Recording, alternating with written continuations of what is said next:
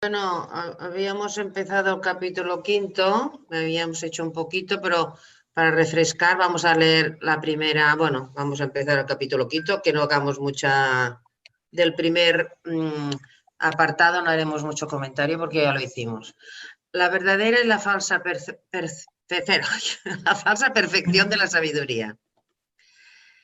Cuando un bodhisattva falsamente revela la forma, percepción, sensación, voluntad o pensamiento como impermanente, afirmando que ellos son destruidos, en la falsa perfección de la sabiduría él cursa, no considerándola sabiamente, porque el sabio nunca afecta la destrucción de un dharma. Bueno, al final llegamos a la conclusión de que aquí está diciendo alguien lo está haciendo mal. ¿Quién es el que está haciendo lo mal? El que va falsamente revelando, diciendo que, bueno, que la forma, la percepción, la sensación, la voluntad tienen que ser destruidos, digamos, ¿no? Que es lo que los configura, digamos, todo lo que nos constituye como una individualidad, como un ego, tiene que ser destruido. Eso es lo que dice, esto está mal dicho, ¿no? Porque dice, en la falsa perfección de la sabiduría él cursa no considerándola sabiamente, ¿vale? ¿Y por qué lo hace esto? ¿Por qué está haciéndolo mal? Dice, porque el sabio nunca afecta la destrucción de un dharma. Bueno, porque digamos, no se trata de destruir ni construir nada. En este aspecto no se trata de destruir porque es la palabra que está diciendo aquí, la forma, la percepción, negándola, que aquello no es, que aquello no es, que aquello no es. Dice, el sabio no afecta ni a la destrucción en este caso, porque está postulándola, pero tampoco la otra parte sería, ¿no? Esto sería... porque no es la manera adecuada, no cursa con la sabiduría. En cambio, allí donde no existe ninguna aprehensión de la forma, de la sensación o de la percepción o de la consciencia o de la voluntad, por el método de la vacuidad y la no producción, conoce él todos los dharmas. Esta es la práctica de la sabiduría, la más importante perfección. Y entonces, en contraposición de lo que ha dicho antes, cómo se haría bien, digamos, ¿no? Como, pues donde no hay el método de la vacuidad y no producción, es decir, sabiendo que tanto la forma, la percepción, la sensación, todo esto es no tiene entidad propia, es vacío de realidad. Sabiendo esto, no negándola y destruyéndola, sino que aceptando y comprendiendo con lucidez que son vacíos de entidad propia. Entonces, esto es lo que es la práctica de la sabiduría más importante, perfección. De hecho, aquí las dos estrofas estas vienen a decir, ¿cómo ver de A en DR si denigras de R? Tú tienes que verlo en la construcción de nuestra vida cotidiana. Si tú la denigras, pues no vas a ver nada, porque solamente ahí se muestra de A. Es muy importante este par de... Pero también parece que diga, si tú te quedas o interpretas que hay algo, que el mundo está lleno de algos, pero que estos algos son impermanentes, es decir, que desaparecen, o sea, aparecen y desaparecen, yo entiendo que él está diciendo, si tú estás aquí, estás en la falsa sabiduría. Y en la segunda parte te dice, ¿por qué? Porque donde tienes que estar es donde no existe ninguna aprensión, o sea, donde las entidades dejan de tener entidad en sí. Y eso, para mí, es lo que está diciendo, si estás ahí, estarías en la verdadera sabiduría, aunque sí es verdad lo que dices, que no es cuestión de denigrar la DR. No, aquí la cosa importante Evidentemente quiere decir que la DR es impermanente, pero decir impermanente no es decir que sea mala, que sea el mundo malo. No, no, si hace este juicio, entonces no puede ver la DA, porque la DA solo está en la DR, solo se puede ver en la DR, como la DR es perecedera, etcétera, ¿no? O sea, está diciendo, agárrate a la vida cotidiana porque ahí está. No denigres el mundo de construcción humana, porque ahí está. Y nada más que ahí. Esto es muy importante porque, de hecho, como el mundo que hemos construido es tan catastrófico, pues tendemos a despreciarlo, desvalorizarlo, no considerarlo. Pues mira, en ese mundo que hemos construido nosotros tan mal, ahí està la DEA. Perdoneu, on estem? A la pàgina 15. És que jo no tinc pàgina. Capítulo 5. Capítulo 5. Vale. ¿Sí? Vale. Esta es una norma de sabiduría y de buen camino enormemente importante, que fácilmente uno piensa cuando es lúcido que cuanto más vea la porquería del mundo, mejor. Pues no.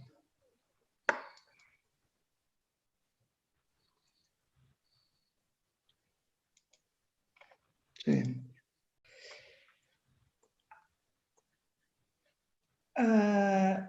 Ahora vamos por la perfección de la sabiduría más grande que cualquier otro regalo espiritual. Y vuelve a hacer una contraposición. Si alguien disciplinara como arats, o sea, como monjes, a tantos seres como hay en campos iguales a los granos de arena del río Ganges, y si algún otro, habiendo copiado esta perfección de la sabiduría, diera el libro a otro ser, el suyo sería el mérito más distinguido. ¿Por qué? ¿Por qué? ¿Me lo preguntas o seguimos? No, yo te pregunto. ¿Por qué? Bueno, es que lo dice después. ¿Por qué razón? Sí. ¿Por qué? Porque el primero yo creo que el primero apunta a un individuo que se perfecciona. Y el segundo, el que copia esta sabiduría en un libro y lo entrega al resto, está apuntando directamente a la sabiduría, pienso yo. Está distinguiendo entre el que propaga la disciplina, el perfeccionamiento de sí mismo, etc., y el que propaga la luz con un texto sabio. El propagar la luz acierta, el otro no. Sí, es como si fuera un sabiduría versus disciplina. Parece que sea lo que él apunta. No es disciplina, simplemente que hace que sean la gente moralmente seria y disciplinada. Claro. Y otro que les abre los ojos a ver el misterio de los mundos. El segundo es mejor. Y continúa diciendo, ¿por qué razón los maestros supremos adiestrados en esto hacen a todos los dharmas inteligibles en esta vacuidad? Cuando han aprendido esto los discípulos, experimentan velozmente su propio tipo de emancipación. Otros experimentan la iluminación de los pratyekabudas, otros aún la iluminación de un Buda. Es decir, que lo que es interesante de esta sabiduría es que han hecho la enseñanza, los grandes maestros, inteligible Es decir, que esta vacuidad de todo, los maestros la han hecho inteligible. Entonces, quien asume este conocimiento, dice, velozmente experimentan su propia emancipación, o sea, hacen su camino rápidamente.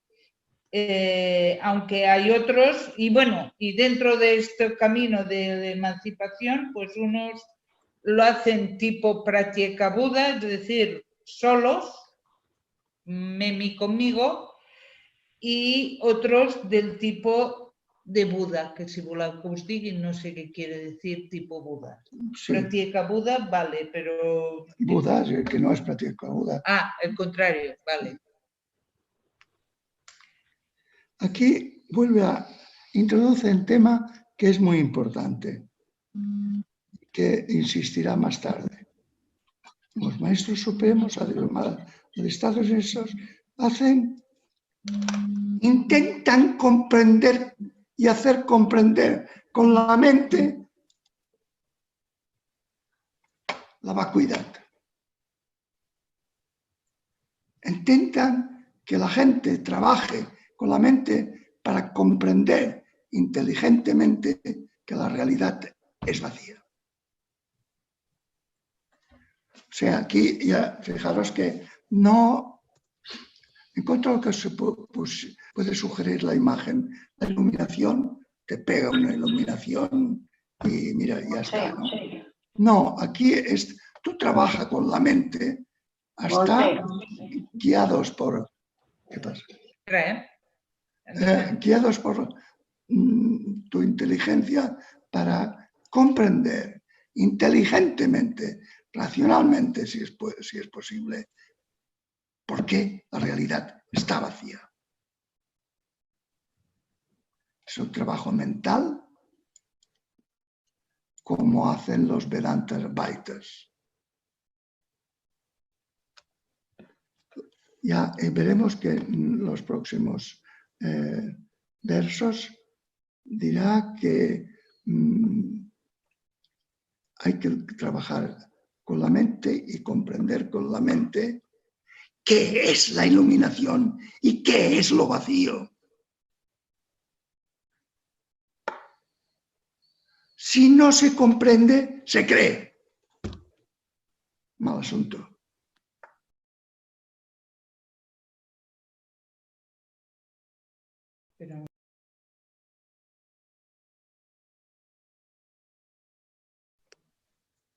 Después dice que una vez se ha aprendido, los discípulos experimentan velozmente su propio tipo de emancipación. Es decir, una vez, bueno, yo entiendo que aquí dice, si se entiende a fondo, los discípulos corren solos, digamos, ya lo han entendido y hacen su propio camino. Son caminos, son formas diferentes de llegar a la iluminación. Sí. Uno que los Pratyeka Budas llegan a la iluminación y ya está. Digamos, son como un cartujo, que ya por todo el mundo y su santidad ya influirá. Pero él no va a buscar a la gente para ayudarle, sino que se queda retirado. Vale, seguimos. Perdona, ¿y cuando se habla de mente, se está hablando de mente-corazón o qué pasa con el corazón? Aquí te está insistiendo que trabajes con tu mente hasta que comprender por qué llaman vacío y qué es la iluminación. Si no lo comprendes con tu mente, tu sentir estará trabado, no sabrá qué hacer. También en ocasiones es el sentir el que lleva la iniciativa. Por ejemplo, en el arte el sentir es el que lleva la iniciativa. Pero de todas maneras, si lleve la iniciativa quien la lleve, tú has de comprender claramente por qué se está diciendo que todo es vacío de realidad propia. Y cuando lo comprendes, lo puedes sentir. ¿Y qué es la iluminación? ¿Qué se entiende por la iluminación? ¿Qué procesos de mente y sentir hay que realizar para llegar a la iluminación? ¿Qué es eso de la iluminación? Que no se quede con una imagen, porque la iluminación es una imagen, un foco te pega la luz encima, pero las imágenes son imágenes, no ayudan a comprender. Ayudan, pero no son suficientes.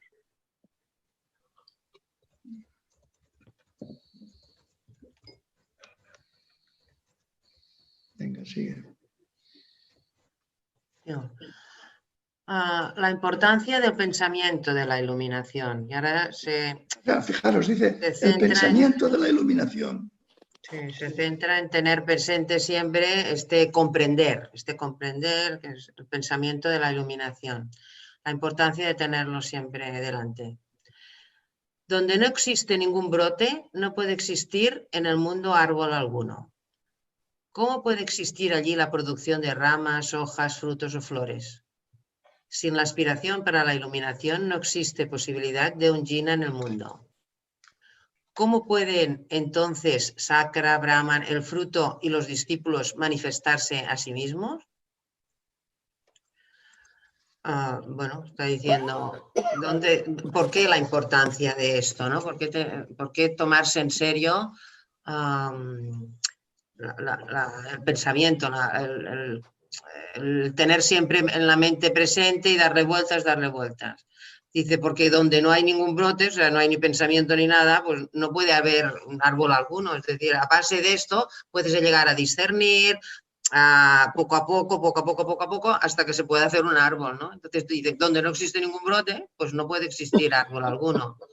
¿Cómo es pues, entonces la producción de ramas, hojas, frutos o flores? Sería imposible.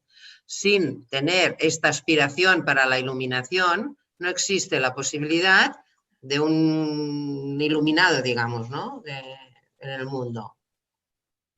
¿Cómo pueden entonces Sakra, Brahma, el fruto tal, manifestarse a sí mismos? O sea, ¿cómo podría ser que hubiera iluminación, ¿no? En términos de ellos, ¿cómo podría darse la iluminación si nadie la cultiva, digamos, ¿no? No, más que la cultiva, si nadie aspira a la iluminación. Sí, sin la aspiración. Bueno, si no la aspira, pero al mismo tiempo se pone a trabajarlo, todo esto. No, ya, claro, pero primero tienes que tener una aspiración a la iluminación, para lo cual tienes que hacerte primero una imagen, la iluminación, pero además intentando comprenderla mental y sensitivamente, pero mentalmente también y sensitivamente. ¿Qué quiere decir para mi mente tener la iluminación? ¿Qué quiere decir para mi sentir tener la iluminación? ¿Qué es eso de la iluminación? Nos preguntábamos que cómo sería ahora el trabajo ¿no? ¿Qué quería decir ahora tener siempre en el pensamiento esto, ¿no? ¿Cómo trabajarlo? ¿Y qué sería? Pues yo qué sé, ¿no? Decíamos, ser consciente de ello, tomárselo seriamente y trabajarlo, ¿no? Eso sería tener aspiración para la iluminación, trabajarlo pues de la manera que podamos, pero para hacerlo, ¿no? No, pero yo creo que es más, que esto, Montse, yo pienso que es, y lo decía y lo comentamos, hay que como hacerte una idea de lo que es, de lo que ganas con ello,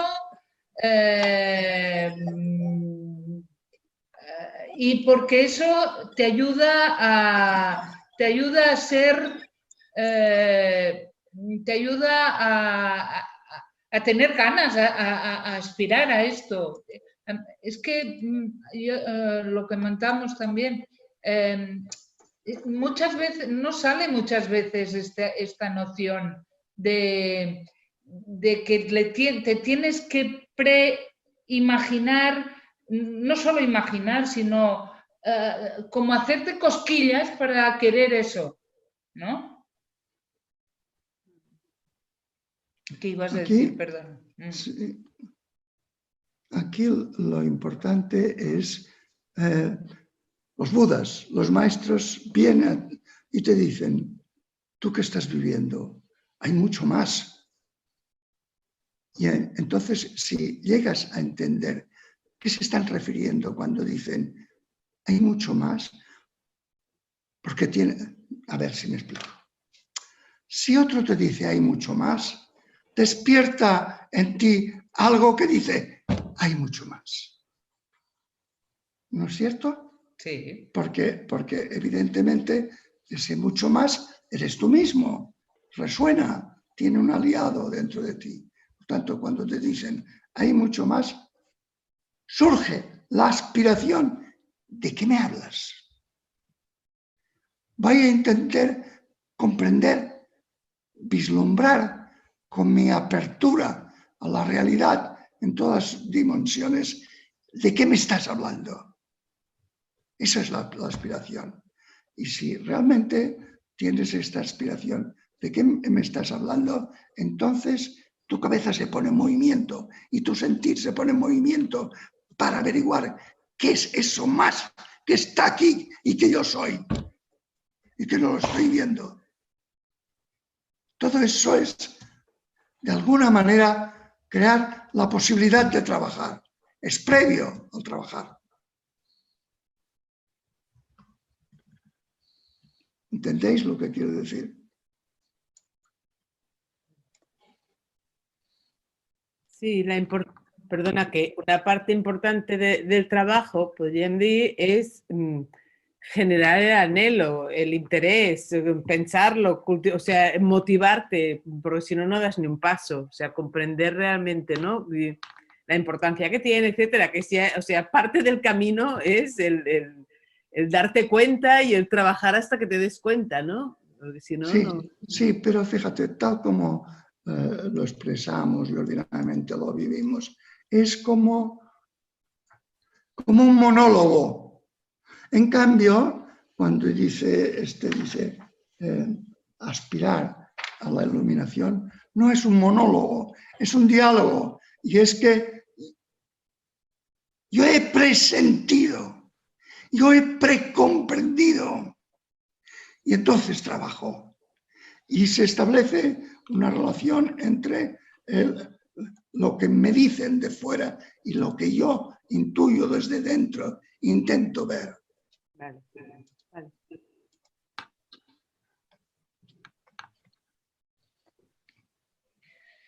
Vale.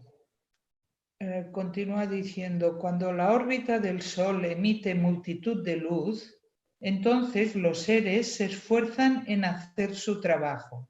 Así, cuando el pensamiento de la iluminación ha nacido para bien de conocer el mundo, a través de su cognición, todos los dharmas de calidad son reunidos. Venga, este hombre es realmente oscuro en sus expresiones, ¿eh?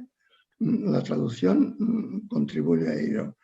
Pero mi experiencia es, cada vez que tengo que preparar un seminario como este, lo hago una vez, al día siguiente lo hago otra vez y el día que hay que dar el seminario vuelvo a verlo de buena mañana, cuando mi mente está desocupada, porque es torpón en la expresión, es oscuro, pero está lleno de cosas enormemente importantes, como estas que hemos estado comentando, que otros textos no te lo dicen tan explícito como este. Bueno, pues aquí lo que dice es, igual que cuando hay luz, los humanos nos ponemos a trabajar y en general, menos los nocturnos, los otros bichos también, así lo mismo se necesita el pensamiento de la iluminación, es decir, lo que habíamos comentado antes, ese darle vueltas de qué se trata, de esa aspiración para poder para que se dé la iluminación. Y a través de la cognición de la vacuidad, me gusta la expresión, todos los dharmas de calidad son reunidos. Es decir, que yo entiendo que cuando conoces la vacuidad, tienes una noción de la vacuidad, de todo lo que existe, resulta que todas las enseñanzas de calidad de los maestros de las diferentes tradiciones se juntan, se unifican. Yo lo entiendo así. Sí, sí. Pero, fijaros en lo hermoso de las expresiones. Así, cuando el pensamiento de la iluminación ha nacido para bien conocer el mundo, cuando el pensamiento de la iluminación ha nacido para bien de conocer el mundo, entonces a través de esa cognición se unifican todas las enseñanzas de toda la humanidad. Pero lo hermoso es que hay un pensamiento, gracias a los budas y a los maestros, yo tengo el pensamiento, hay más, voy a verlo. Entonces ese pensamiento de iluminación, de aspirar a comprender, es para bien conocer el mundo. Entonces todo se aclara, todo lo que han dicho todos los sabios se aclara.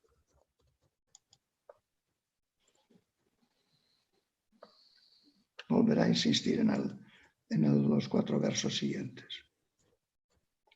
Venga. Si no hubiera ningún líder de las serpientes en su lago Anavatapta, ¿cómo podría existir aquí en Jambudvipa un fluir en los ríos?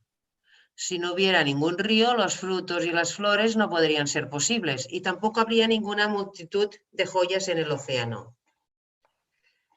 De alguna manera, me parece que aquí está diciendo la iluminación, lo que es la iluminación, la conocemos, se conoce, porque la reconocemos, porque se nos presenta delante, aquí dice, si no hubiera ningún líder de las serpientes no podríamos conocer.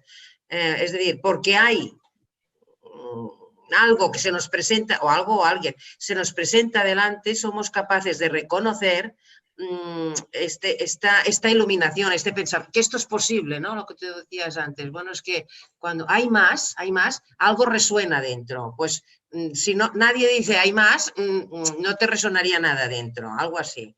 ¿Cómo podría entonces fluir los ríos? Y si no hubiera ningún río, tampoco habría frutos y flores, no, nada, ni la joya, ni la multitud de joyas que son accesibles a través de eso, ¿no? No se podría ver nada de esto. Bueno, yo interpreto que está diciendo esto. Así, si no hubiera ningún pensamiento de la iluminación, ¿cómo podría existir el fluir de la cognición del Tathagata en todos estos mundos? Y si no hay cognición, no puede haber crecimiento de virtudes, ninguna iluminación, ni dharmas de Buda como el océano. Es decir, que siguiendo la imagen anterior, que igual que si no hay las serpientes que ponen en marcha los ríos, no habría ríos, frutos y flores, pues aquí dice, si tú no has conseguido la aspiración al despertar a base de pensar de qué se trata, yo lo entiendo así, si tú no, o sea, que es condición conseguir esta aspiración a la iluminación. Porque solo así conseguirías el conocimiento del Tathagata, o sea, del despertar del iluminado, y si no consigues ese conocimiento, pues no conseguirás obtener las virtudes que vienen de esa cognición y no llegarías a las enseñanzas de Buda, que por cierto aquí las pone tan amplias como el océano. Aquí está insistiendo otra vez en la especie de diálogo de que os hablaba. Como si dijera, no seas tonto, no estás en un mundo de ficción. Si tú estás deseando algo es porque los líderes de las serpientes han hecho fluir los ríos de conocimiento. Y esos ríos de conocimiento, y si no hubieran esos ríos de conocimiento, no había ni flores, ni frutos, ni nada. Y gracias a que hay esos ríos de conocimiento, tú puedes convertir el mundo en una multitud de joyas. Cada ser es una joya. Cuando tú entras en diálogo con esa dimensión, que es la realidad de la realidad. Entonces, como que es la realidad de la realidad, el mundo se muestra como un conjunto de joyas. Y las joyas son las plantas, los animales, las personas, el cielo, el sol, la luna, las estrellas. Son joyas. ¿Y las virtudes cómo lo entenderías? Cuando aquí pone las virtudes, como que hay algo que deriva de ese conocimiento, ¿no? Claro, hay en el diálogo ese, eso se me presenta a mí y yo me pongo en movimiento. Y ese movimiento son las virtudes, porque ese movimiento es de amor a las cosas, no siempre positivo respecto a la realidad. Vale. Había puesto, a ver si puedo compartir con vosotros. Sí. A ver si estarías de acuerdo, María. Es como si él hubiera dicho, espera, que cierro, debería cerrar esto allí. Perdón. Ahora no, aquí. Bueno, o sea, es como si te dijera, primero hay un toque, después hay como deberías meterle comprensión lúcida, de aquí, ¿cómo? Sí, sí. De aquí irías a incrementar la aspiración. Esa es la condición de posibilidad de conocimiento, y el conocimiento es como la condición de posibilidad de unas virtudes. Sí, pero el término virtudes tiene unas resonancias éticas que no me convencen mucho. Yo aquí aspiración, conocimiento, joyas.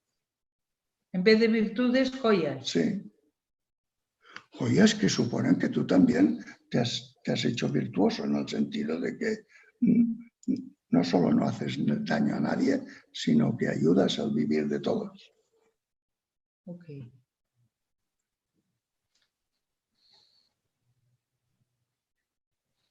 Venga. El sol y la luciérnaga. Si todos los animales emisores de luz en todos los rincones de este mundo emitieran luz con el propósito de iluminar, un único rayo emitido desde la órbita del Sol los eclipsaría a todos, e infinitesimal sería todo el brillo de la gran cantidad de animales emisores de luz. Bueno, esto a ver si lo interpretamos bien, porque en un principio está diciendo como si hubiera un rayo, que esté emitido desde la órbita del Sol, que es superior a todos o eclipsaría a todos los pequeños rayitos que emitieran luz con la intención de iluminar, ¿no? Pero claro, cuando no hay, esto sí está, bueno, no sé, a mí me parece que si estamos pensando en términos de personas iluminadas, digamos, aunque se presentan y se nos presentan delante como emisores de luz, solo un toque de lo que es la dimensión absoluta sería, ¿no? Que sería el único rayo, sería suficiente para eclipsar todas las pequeñas luces que se nos presentan delante.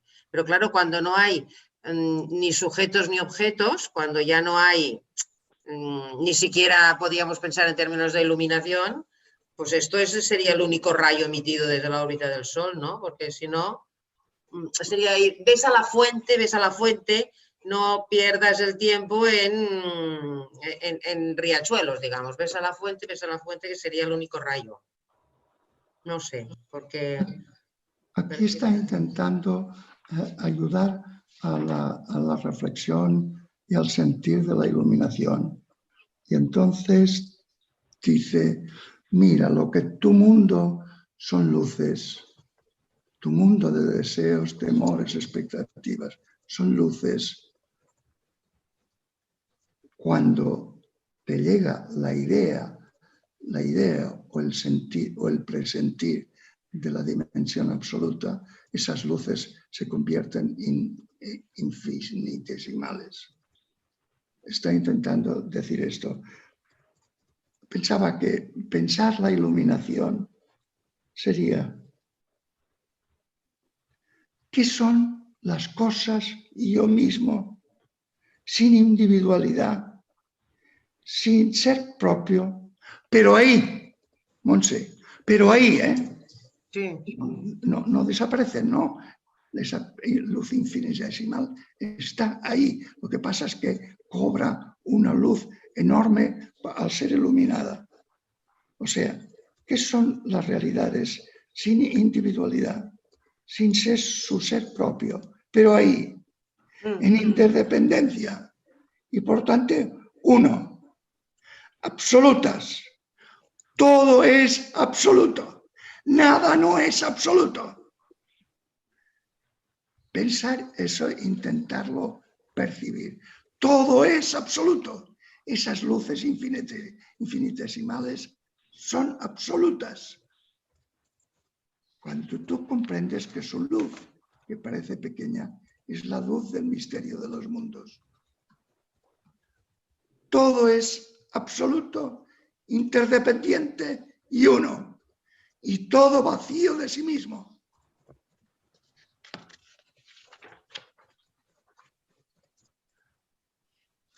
Fijaros si hay como para reflexionar con la mente y el sentir. ¿Qué es la iluminación? ¿A qué apunta la iluminación? ¿Nos repites estas ideas sobre qué sería pensar la iluminación? Cuando tú has captado que en la realidad que vives, que has construido tú y tus contemporáneos, hay más. Y ese más es la realidad de la realidad.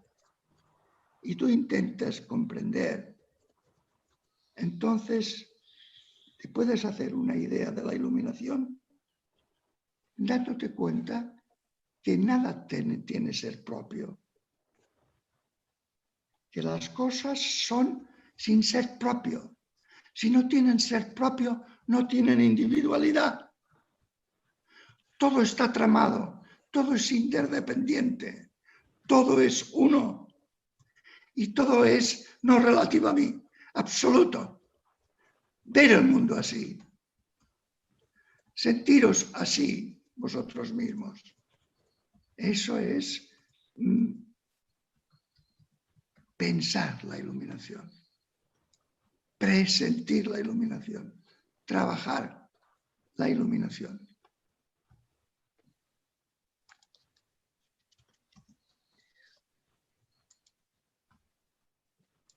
Es un trabajo que como que es un diálogo y es en todo momento es una promesa cierta. Hace que el trabajo sea deseable. y fácil. A ver si estarías de acuerdo con... Comparto lo que ha dicho. Pensar la iluminación, qué son las cosas, nada tiene ser propio, no tienen individualidad, todo es interdependiente y todo es absoluto. Todo está ahí. Todo es absoluto, todo es eso. Y nada más que eso, no hay nada más añadido. Por tanto, por insignificante que sea una lucecita, es la luz del absoluto. Por insignificante que sea un ser, una realidad, no tiene otro ser que el absoluto.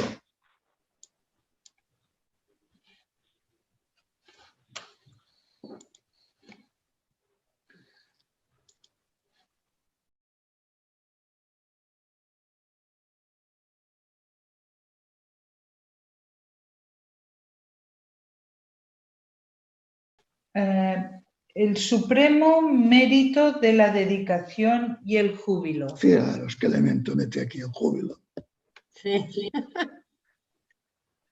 Por muchos méritos que la multitud de discípulos puedan engendrar, asociados con la generosidad, la moralidad y el desarrollo meditacional, si un bodhisattva se regocija con un único pensamiento en la iluminación, no habría ninguna masa de mérito comparable entre toda la multitud de discípulos. ¿No es colosal estos 4 versos? Sí, es un planteo que no tiene nada que ver con el esfuerzo y venga y ascesis y nada. No, júbilo.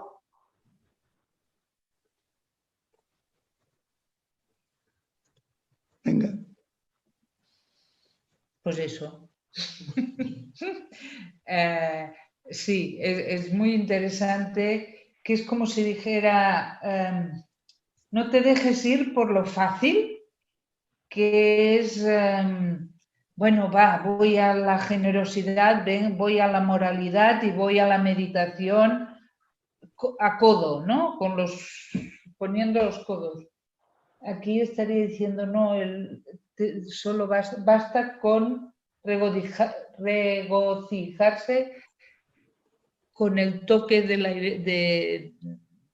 la dimensión absoluta, diría yo. Y con indagarlo con la mente y el sentir.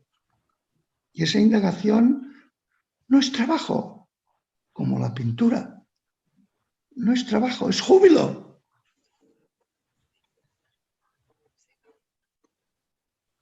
Y no hay otra masa de méritos comparable a eso.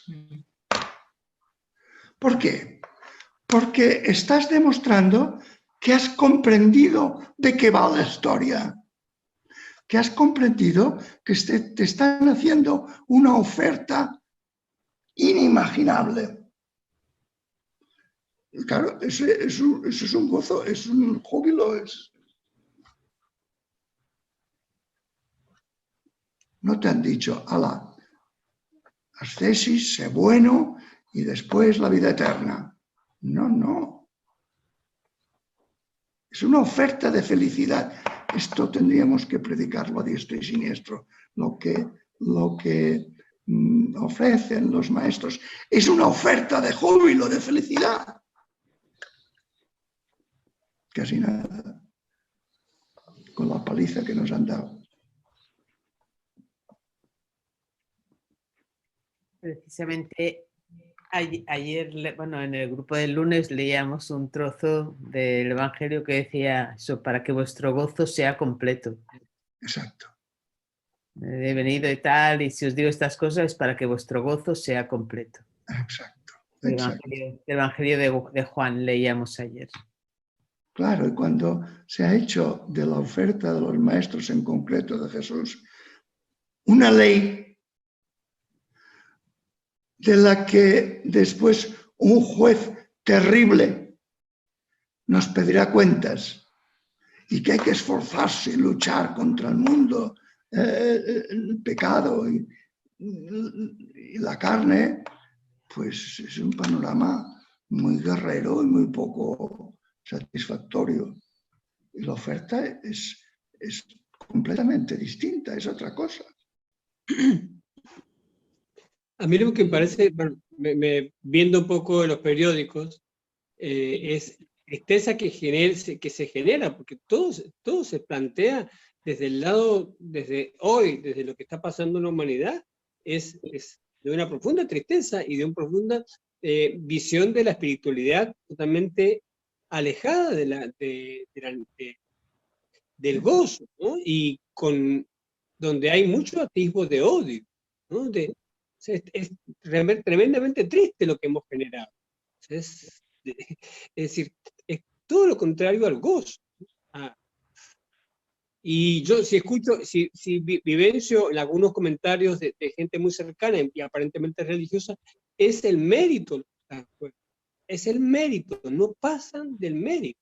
Es durísimo. Sí.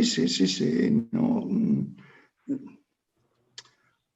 Hacer de la enseñanza de los sabios de este mundo un valle de lágrimas es tremendo. No es un valle de lágrimas, es un jardín lleno de joyas.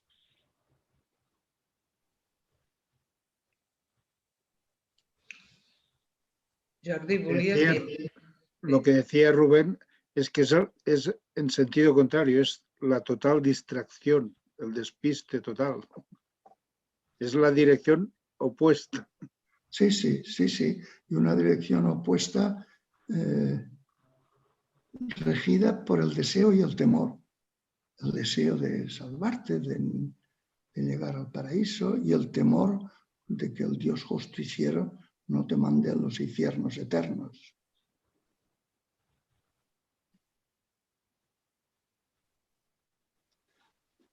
Hay que agradecer al mundo budista hindú la lucidez para apartarse de esa visión. Lo cual no quiere decir que se hayan apartado, porque han vuelto a caer en los mismos errores en gran parte. Pero esa lucidez que está en todas las tradiciones, pero como las tradiciones tenían que funcionar como programa colectivo de valores y de organización, pues tenían que meter la caña por medio para que la gente no se desmante.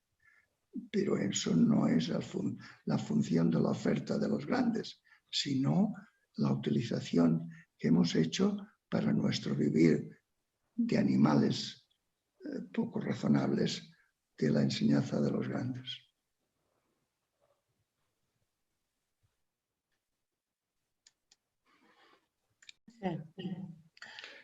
Yo haría los tres juntos, ¿eh? Sí, ahora lo iba a decir. Ahora va a describir a hablar del ámbito del júbilo. Dice, si tomamos los niyutas de cotis de Budas que han muerto en el pasado y aquellos que justo ahora moran en infinitos miles de cotis de campos de Buda, y también aquellos salvadores del mundo que habiendo ido al paranirvana, cogiendo todo esto, mostrarán la joya del Dharma para beneficio de la completa extinción del sufrimiento. Si consideramos el mérito de aquellos jinas durante el periodo que empieza con la primera producción del pensamiento de la más destacada iluminación hasta el momento de la extinción del buen Dharma de los guías, y los dharmas conectados con las perfecciones y también los Buda dharmas, y también el mérito de los hijos de los Budas y de los discípulos, ya estén ellos adiestrándose o sean adeptos con engaños o sin ellos, habiéndolo amontonado todo, el Bodhisattva se regocija en ello y lo vuelve todo hacia la iluminación que está vinculada al bien del mundo. Bueno, para mí está diciendo, tomamos, bueno, con estas palabras y estas, ¿no? Si tomamos todas las enseñanzas de ellos, claro, hablando lo suyo, pero yo lo interpreto, si tomamos todas las enseñanzas que a través de la historia de miles de siglos, de toda la humanidad, se han ido acumulando de todas las maneras posibles, de todas las maneras como nos han llegado, no rechazando nada, considerando méritos, considerando los que han enseñado de una manera, de otra, con más o menos perfecciones o imperfecciones. Incluso los que estén los que están haciendo esto, están adiestrándose, ya sean adeptos con engaños o sin ellos, o sea, desde todas las formas, amontonándolo todo, el Bodhisattva, o sea, yo para mí está diciendo, no rechaza absolutamente nada, sino que es feliz viendo cómo todo puede contribuir al pensamiento de la iluminación, lo que estaba diciendo al principio, ¿no? Todo contribuye para que seas feliz, porque está hablando del ámbito del júbilo, ¿no?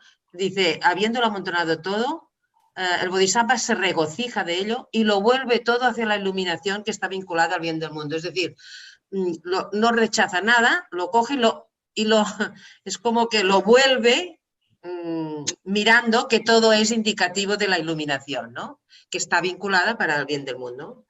Bueno, esto es lo que entiendo yo. Bueno, sí. O sea, la idea está de que todo, que tú puedes mirar la historia de la humanidad y te regocijas de ese río que antes hablaba, de ese río de conocimiento que ha ido sucediéndose en el tiempo, y te alegras, te regocijas en ello y dice, y lo vuelvo hacia la iluminación que está vinculada al mundo. O sea, es una riqueza inmensa. Sí, y yo creo que lo reconvierte en aspiración. El ver el conjunto, verlo como conjunto. Y además creo que es un ejercicio interesante, bueno, que a lo mejor María Ara dirá una otra cosa, pero yo creo que es un ejercicio interesante ver en perspectiva cómo una corriente de conocimiento va entrelazándose y enriqueciéndose en el tiempo y que nos llega a nosotros. Y además, para beneficio, y ponderar las palabras, beneficio de la completa extinción del sufrimiento. De la completa extinción del sufrimiento en el vivir humano ahora. Y entonces, viendo todo este panorama que ponen estos tres cuartetos, el sabio se regocija en ello. Y ese gozo es un río de fuerza hacia la iluminación. Carambas, qué oferta. Qué poco caso hemos hecho a esta oferta. Qué mal utilizada. Y qué poco empeño en eliminar por completo el sufrimiento. Lo damos como inevitable. Y no, la cultura humana lo ha hecho inevitable. Pero podríamos montar una cultura en que se eliminara el sufrimiento. No los dolores cuando se te está jodiendo un riñón, no hay más, sino el sufrimiento, que es una cosa diferente.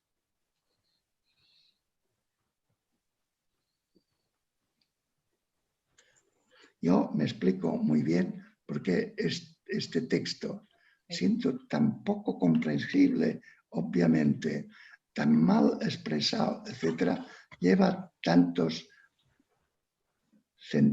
decenas de siglos inspirando a la gente.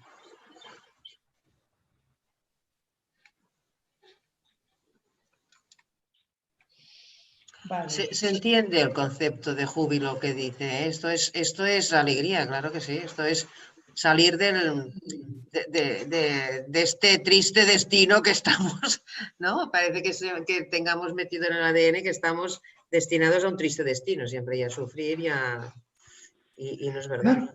Qué diferente es esta de la Salve Regina cuando llamas líbranos de este valle de lágrimas. Sí. Carambas. Sí, sí. Mira, yo me apunto aquí y me borro del valle de lágrimas. Claro. Sí, sí, pero esto es fruto de la cultura, de lo que llevamos en el ADN, de que hemos venido al mundo a sufrir casi, ¿no? Sí, sí, pero esto es fruto de la cultura. Hemos hecho una cultura humana sin considerar, de hecho, en el sentir, la dimensión absoluta. No la creemos, pero no la vivimos, no la sentimos. Entonces, claro, el sufrir es inevitable. Pues qué tontería. Pero se puede construir otro mundo. Y hacer entender, por ejemplo, a los empresarios, para poner un ejemplo, porque está la querada aquí, que hay una oferta que elimina el sufrimiento y que da gozo, el gozo de vivir. Y eso da eficacia. ¿Quién será el estúpido que no quiera mirarlo? Mirarlo como mínimo, oírlo como mínimo. El júbilo, la jubilación es lo contrario del trabajo. En el paraíso no tenían que trabajar. Sí. Y Dios los castigó con el sudor de tu frente. Sí, sí, sí. Estar en el paraíso es estar un estado del alma, un estado del alma, ¿no? Un estar de otra manera es estar en el paraíso aquí en la tierra. Sí, sí, sí. Sí, sí. Y de alguna manera escaparse del mito que tenía unas funciones muy determinadas en una sociedad que para sobrevivir tenía que ser jerárquica, que Yahvé se enfurruñara de mala manera cuando le desobedecen. A sufrir trabajando. Pero eso es una narración propia de una cultura agraria. Lo que está diciendo la Biblia ahí debajo es lo que tú has dicho. Pero a mí no me dejaron interpretarlo bien. Me impusieron una interpretación. Hicieron el eje de la vida espiritual la obediencia, la sumisión o el castigo. Qué mal, ¿eh? Bueno, mira, tocó. Bueno, pero también te ha tocado la otra parte, la posibilidad de ver lo que en, yo qué sé, en el siglo XIX esto seguramente, claro que estaba igual escrito y se veía, pero era mucho más difícil acceder a un tipo de visión diferente de este tipo de cultura, porque no podía salir de... Sí, no, y la cultura condiciona de mala manera, condiciona del todo y no hay que echar culpas a nadie. Pero yo creo que con el vuelco que nos ha provocado esta sociedad de cambio, innovación, cambio, y que entonces el esquema de sumisión a normas fijadas no es viable, hay que aprovechar la ocasión y pegarle una vuelta a ese tipo de cultura que hemos estado viviendo, porque claro, la empezaron así, hay que seguirla. ¿Entendéis? La cultura es una construcción humana para sobrevivir mejor. Pero claro, la empiezan con un estilo de sumisión, orden, coerción, castigo, etc. Pues es difícil salirse de ahí. ¿Cuándo necesitas eso para comer? Como les pasó a los imperios agrarios autoritarios. Pero ahora ya no estamos en esa situación. El Pàniker parlava de la colonització de la cultura, de que ens colonitzaven amb la cultura. Més que colonitzar, més, ens construeix, nos construye y como, bueno, ahora ya como no hay carros, mulas que llevan carros, ¿recordáis que los que sois más mayores, que las mulas que llevaban carro llevaban unas orejeras para que no vieran los lados? Pues la cultura nos pone en esa dirección y con orejeras para que no vean nada más. Pues mira, ahora hemos perdido las orejeras. Pues qué bien. Un exemple d'això és la música. La música que escoltem aquí està censurada una altra part de música que no es fa aquí. Amb la música es veu claríssim. Sí. No, y en la pintura igual. Y hay un sistema de censura enormemente eficaz. Te lo compra la gente, vale. No te lo compra, no tienes lugar. Y claro, cuando haces tú una innovación, pues una innovación es algo nuevo.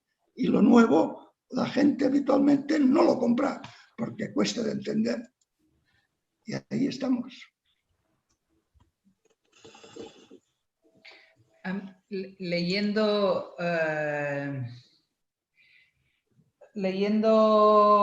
el texto, o esta parte en concreto, la idea de y mostrarán la joya del Dharma para beneficio de la completa extinción, y muchas partes del texto me vienen las palabras del Corán que digo, ¿y no reflexionaréis? Sí. Muchas veces, ¿eh? Continuamente. Y no reflexionaréis, pero seréis tan ceporros de no reflexionar. Sí. Bueno, pues vamos al siguiente.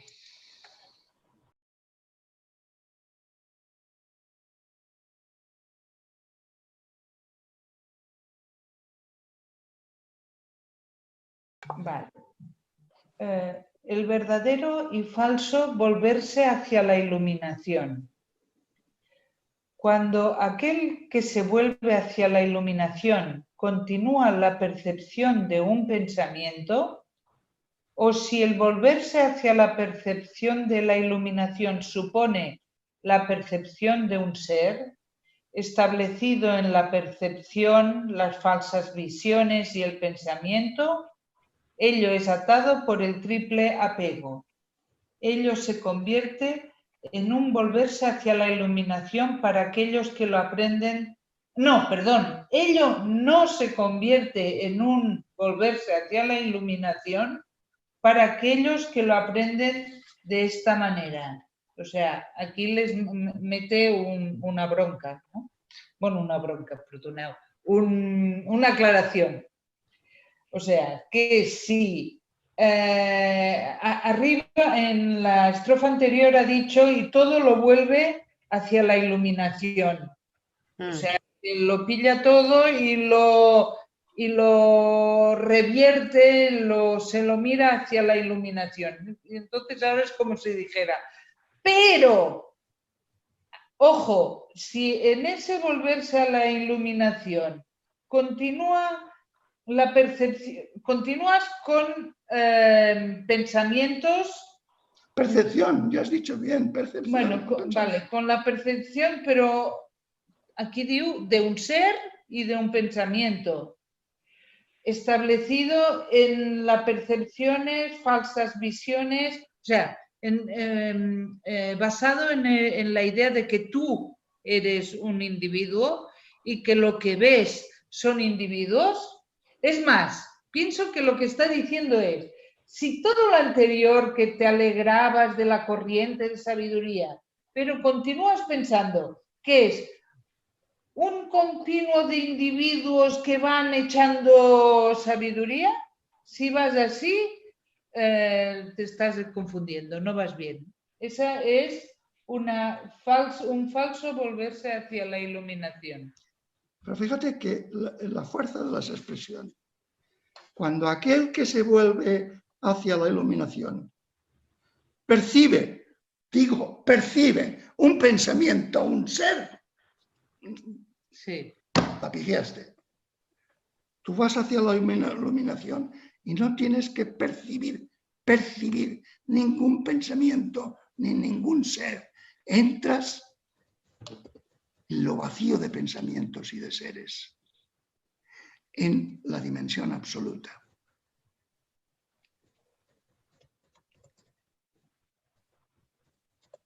Si tú percibes pensamientos o seres, te está funcionando el apego. Es decir, te está funcionando el yo, que necesita esto o aquello, se apega a esto o aquello. No tiene que funcionar. Cuando te vuelves a la iluminación, no tienes que, dice, aprender de esta manera. Aprender seres, pensamientos, etc.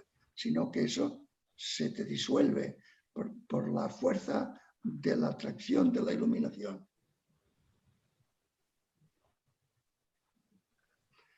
Esta es una norma para saber si estamos trabajando bien o nos trabajando mal. Si estamos trabajando bien, intentando trabajar en la iluminación, todo se tiene que ir diluyendo progresivamente. Todo. Como entidad. No como calidad, como cualidad, como joya. Como entidad. Todo pierde su entidad. Los pensamientos pierden su entidad. Las teorías pierden su entidad. Las percepciones pierden su calidad de entidades. Todo se hace vacío de entidad propia, pero todo joyas, caras del gran diamante. Como mínimo, mientras vas viendo que no estás viendo, sabes que tienes que seguir trabajando, ¿no? Porque... Sí, pero entonces... entiendo, María, la intuición de joyas, cara, di que claro, que no percibes ni un pensamiento, ni un sujeto, ni un no sé, Dios, home, clar, bueno, como mínimo debo estar, anem fent camí, sin desanimarse. No, pero fíjate, esto es intentar aclarar qué es la iluminación. A ti se te vacía las cosas, pensamientos, etc. Cuando están vacías es cuando muestran lo que es. Y lo que es son joyas infinitas. Sí, no, de acuerdo. Por lo tanto, tú tienes que decir, ¿hay algún apego que me está funcionando? A ver si lo puedo arrancar. No, exacto. O sea, sabes que tienes que trabajarlo, sabes que no estás en donde tendrías que estar todavía, ¿no? Esto es muy general todavía. Sabes que tienes un yo apegado. Sí, exacto. Sí. Yo apegado, y que para que todo se te vacíe y se convierta en un jardín de joyas, el yo tiene que dar en silencio, y entonces un yo en silencio no se apega. El yo que se apega es porque tiene deseos y expectativas, y entonces se agarra a aquello que desea y tiene expectativas. Pero lo sabrás enseguida. Sí. ¿Tienes? No, sí, se sabe enseguida, tranquis. Una expectativa, pues claro, entonces, fíjate, no hay que hacer un esfuerzo, sino intensificar la luz de la iluminación. O sea, quiero decir... Vale, está bien. Pongamos aquí en Plan Dogao, que ahora es un tiempo que la naturaleza está preciosa. Tú tienes que conseguir que todo se vacíe para que todo brille con un brillo absoluto. Si te das cuenta que estás apegado, yo estaba muy apegado a no tener que ver una estepa como esto es. Si te apartas de ese apego, intentando ver. Porque estirar para desengancharte no se logra. Sino hay que tener más luz porque la más luz hace que se desenganche.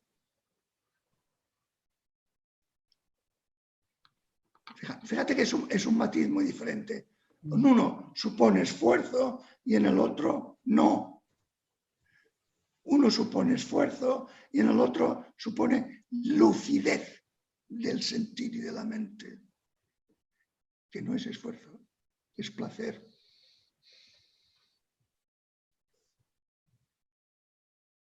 A ver. Montse, anaves a dir alguna cosa. Sí, a veure, yo creo que se entiende, ¿no? Es un entender raro, pero bueno, es un entender la propuesta, es un entender la propuesta. Lo que pasa que para orientarse bien en el trabajo, ¿no? Hay que vaciarlo, o sea, estaremos en el buen camino cuando se sienta, digamos, que todo se va vaciando de entidad propia, todo pierde la entidad, pierde entidad, pero no su cualidad, ¿vale? Porque perder entidad no es que desaparezca, no es que tengas que ir a no sé, una cosa sutil que hay detrás de aquello que no estoy viendo. No es esto, es diluir las fronteras y a mí me parece algo adecuado, digamos, ¿no? E incluso orientativo, es decir, pierde la entidad como cosa, como cosa individual o como cosa, la cosa yo, ¿no? Pero no pierde la cualidad. Esto es... porque viendo la cualidad es cuando ves las joyas, es así, ¿no? Es decir, estamos hablando... Es que hemos empezado con un proceso como muy mental, bueno, tenemos que entenderlo, tenemos que hacernos a la idea, tenemos que dibujarnos incluso cómo es este pensamiento, cómo es no sé qué, pero aquí todavía hay cierta entidad, cierta cosa con unos márgenes, no sé cómo decirlo, ¿eh? Y en cambio ahora cuando dices, no, es que... tendremos un buen indicador del camino cuando precisamente esto se quede diluido, incluso de que estás haciendo camino, pero en cambio lo que permanece es la cualidad de todo lo que ves y por eso hay la riqueza inmensa, por esto hay las joyas o lo que sea que queramos. Pero Montse, una observación. Una observación. Cuando las cosas pierden su entidad, cambia su cualidad. Pregúnteselo al pintor. Cambia la cualidad. Porque una cosa es la cualidad que tú ves en la modelación que haces desde tus necesidades y desde la cultura en que estamos, la cualidad que marcas, acotas y percibes una realidad. Y otra cosa es cuando le has quitado toda su entidad y entonces la cualidad no desaparece, pero cambia radicalmente, porque esa cualidad es de DA. Si todavía queda una cualidad que no sea de DA, es de una entidad.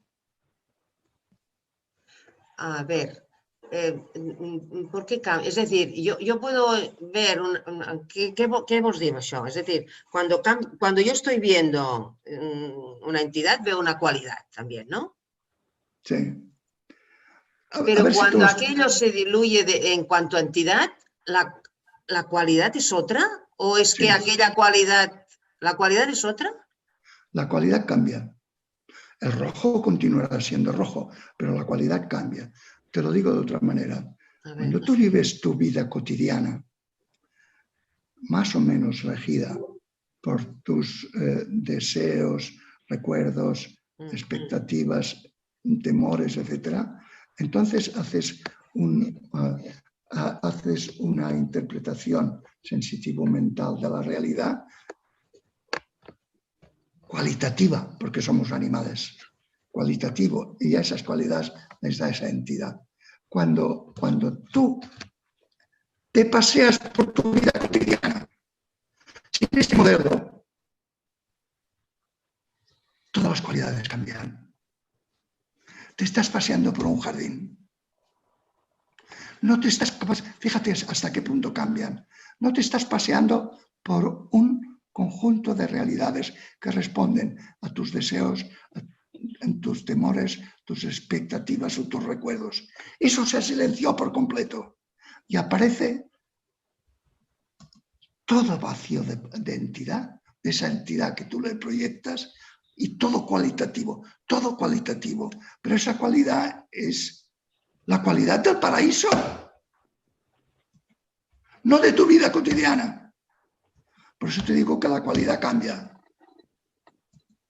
Vale, a ver si lo entiendo. La cualidad percibida en la vida normal, digamos la vida normal, la vida de cada día, es una cualidad que vemos encerrada todavía, está condicionada, está con límites, ¿no? La construyes tú. Sí, vale. Entonces, cuando ya aquello pierde límites, la cualidad no es que sea otra cualidad, es que entonces es más, es con mayúsculas, es una cualidad con mayúsculas, digamos, ya no tiene límites. No, pero fíjate, todavía queda algo que te resistes. No es una cualidad con mayúscula, es la cualidad de él, reflejada en aquello del Corán. Donde quiera que te gires verás la faz de Alá. Es su faz, es la faz de lo absoluto. No tiene nada que ver con la cualidad que desde tu temor y tu deseo proyectabas una realidad, sino que es la cualidad de él. Tú te estás paseando por el paraíso, mirándole en todo. Todo es él. Claro, yo creo que presentado así tiene una gracia de la sorpresa. Sí. Porque si no, la cualidad ya la conoces, ¿vale? Sí, a lo mejor voy a ver una cosita por detrás. En cambio, explicado así, se muestra como, oye, es cualitativo, sí, pero ¿de qué cualidad estamos hablando? Hay que averiguarlo. O sea, que es interesante el elemento de sorpresa, de indagación, de novedad radical. De novedad, exacta, sí. Novedad radical. Y yo casi os pediría acabar aquí, porque un servidor es viejecito y se cansa. Yo ya has hecho mucho gasto. Vale.